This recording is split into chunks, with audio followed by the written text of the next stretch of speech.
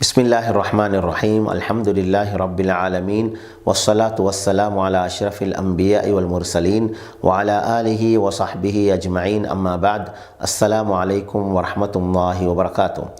அன்பார்ந்த சகோதரிகளே, ஒரு முஸ்லீமுடைய வாழ்க்கையில் அவனை விட்டு பிரிய முடியாத, அவனோடு இணைந்திருக்கக்கூடிய மிக முக்கியமான இபாதத்துகளில் ஒன்றுதான் குர்ஆனை ஓதுவது. குர்ஆன் திலாவத் என்பது மிக முக்கியமான ஒரு இபாதத் ஒரு முஸ்லீமுடைய வாழ்க்கையில் இருக்கக்கூடியது. இந்த குர்ஆன் அல்லாஹு தஆலா இந்த உலகத்தாருக்கே வழிகாட்டியாக அனுப்பி இருக்கக்கூடியது. எனவே ஒரு முஸ்லீம் அவனுடைய வாழ்க்கையில் எல்லா வழிகளிலும் அவன் அதிலிருந்து தான் பயன்பெற்று கொள்கின்றான். எனவே அதனுடைய திலாவத், அந்த குர்ஆனை ஓதுவது, கராத்துல் குர்ஆன், இது ஒரு முஸ்லீமுடைய வாழ்க்கையில் தினமும் இருக்க வேண்டும். இதுக்கு எவ்வளோ பெரிய சிறப்பு கிடைக்கும் என்பதை நபி ஸல்லல்லாஹு அலைஹி வஸல்லம் அவர்கள் ஹதீஸில் கூறினார்கள். இக்ரஉல் குர்ஆன ஃபஇன்னஹு யஅதி ஷஃபீஅன் லி அஸ்ஹாபிஹி யௌமல் கியாமா.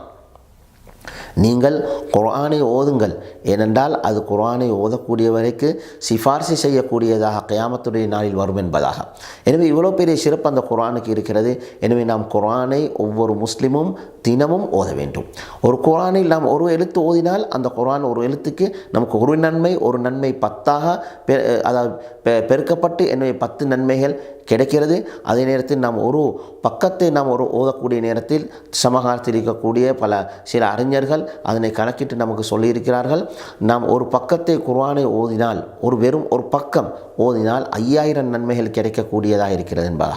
எனவே அந்த பெரிய நன்மையை நாம் வீணடித்துக்கூடக்கூடாது. ஒரு முஸ்லீம் ஒரு நாளைக்கு குறைந்தது ஒரு ஜுஸ் குர்ஆன் ஓதக்கூடிய வளமையை நாம் ஏற்படுத்திக் கொள்ள வேண்டும். இதனை ஓதுவது பெரும் சிரமம் கிடையாது. ஒரு சாதாரணமாக ஒரு அளவுக்கு நாம் ஒரு நேரம் எடுத்து ஓதினால் அதாவது 20 நிமிடங்களில் ஓதி முடித்திடலாம். அதிலும் நாம் சிரமமாக இருந்தால் நாம் தொழக்கூடிய தொழுகையை வைத்து நாம் என்ன செய்யலாம், பிரித்து கொள்ளலாம்.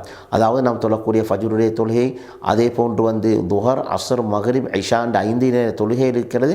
இந்த தொழுகை நேரங்களுக்கு ஏற்ற மாதிரி நாம் ஓதக்கூடிய குர்ஆனுடைய பக்கங்களை பிரித்து கொள்ளலாம். நமக்கு தெரியும், நாம் குர்ஆனில் ஒரு ஜுஸ்வுக்கு நாம் பார்த்தோம்னு சொன்னால் 20 பக்கங்கள் இருக்கிறது. எனவே 20 பக்கங்களை நாம் ஒரு தொழுகை தொழுவதற்கு முன்னால் அல்லது தொழுவதற்கு பின்னாடி நாம் ஒரு 4 பக்கங்களை நாம் ஓதிக்கொண்டோம் என்று சொன்னால் நம்மை அறியாமலே நாம் ஒரு நாளைக்கு என்ன செய்யலாம், நமக்கு ஒரு ஜுஸு குர்ஆனை நாம் ஓதி முடித்திடலாம். ஒரு ஜுஸு குர்ஆனை ஓதி முடிப்பதனால நமக்கு கிடைக்கிற ஒரு பக்கத்துக்கு 5000 நன்மைகள் என்று சொன்னால், நாம் 20 பக்கம் ஓதின் என்று சொன்னால் நமக்கு எவ்வளோ நன்மைகள் கிடைக்கிற, 1,00,000 நன்மைகள் நமக்கு கிடைக்கக்கூடிய அந்த சந்தர்ப்பத்தை அல்லாஹ் தஆலா எங்களுக்கு தந்திருக்கின்றான். எனவே நாம் இந்த நன்மையை நாம் சம்பாதித்து கொள்ள வேண்டும். நம்முடைய மறுமை வாழ்க்கைக்கு நாம் நன்மைகளை இந்த உலகத்திலே சேமித்து கொள்ள வேண்டும்.